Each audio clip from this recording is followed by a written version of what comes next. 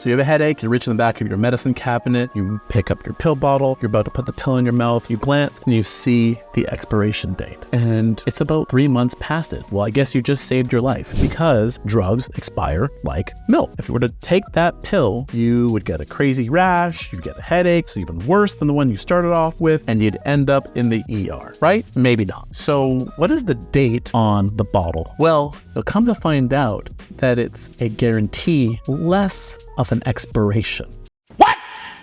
One of the ways they found this out was that there was research done on drugs found in an abandoned pharmacy, I believe in California. So the back of this abandoned pharmacy, there was a box of drugs. These drugs were 30 to 40 years past their expiration, if not more. They predated 1969. So this is before the Charles Manson murders. This is before the moon landing. Some of them were before Woodstock. Yes, they found these old drugs. Normally, you just toss these out. These drugs are 30 years old. That's not what they did. They analyzed them. And the finding from analyzing these drugs showed that the drugs were still effective. They analyzed 14 drugs and found out 12 of them were almost at 100% effectivity when they were first manufactured. So after sitting there for 40 years, some of these drugs were still useful. These drugs included stimulants. These drugs included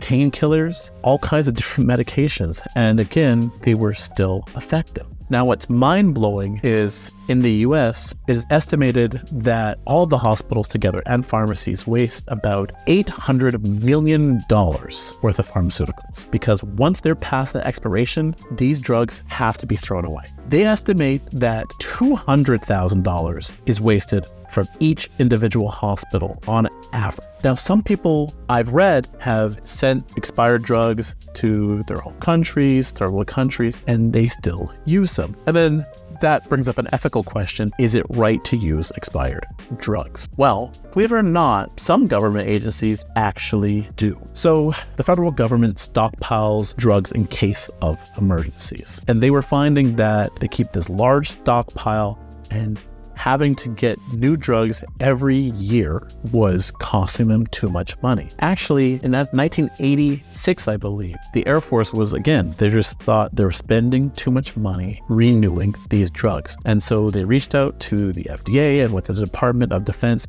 created a program called the Shelf Life Extension Program. This program allowed them to see and use drugs past their expiration. So what would happen was the expiration date would come up and they would extend it a certain amount of time and see if the drug was still effective to be used. They found on average, drugs could be extended at least a year. Some drugs, a lot of drugs actually, 4 years past their expiration. I didn't have time to look up which drugs were effective past that. And I think it's not necessarily a good idea to start taking old drugs. But what's important to understand is that some drugs are effective and a lot more research has to be done. They saved so much money that the Department of Defense stated that it's like spending $1 and saving 677. That's how much money they saved by these drug extensions. In the end, they were saying about 2/3 of the drugs were pushed way past their expiry dates to be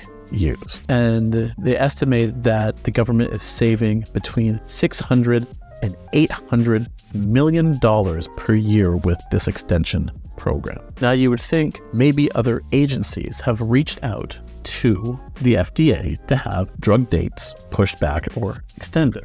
Well, they have. The American Medical Association did approach them to try to extend the shelf life of drugs. Essentially, from what I read, they didn't really get a clear answer. Also, other agencies have reached out to them and no answer was given. Furthermore, an article I read from ProPublica, they reached out to the FDA and no answer was really given. Now, there is some controversy or some theories that they believe that if drugs are extended and manufacturers make less money, they might produce less drug and therefore there'd be less of a supply at a specific given time to give to the general population. And this is a theory by one of the CDC stockpile directors. It always brings up the question, how ethical is it to use expired drugs. Now, sometimes it might be important. I did read an article asking the question, if you're in an ER situation, somebody has a myocardial fraction, heart attack, and they need thrombolytics, the clot buster, to essentially dissolve the clot in a heart attack.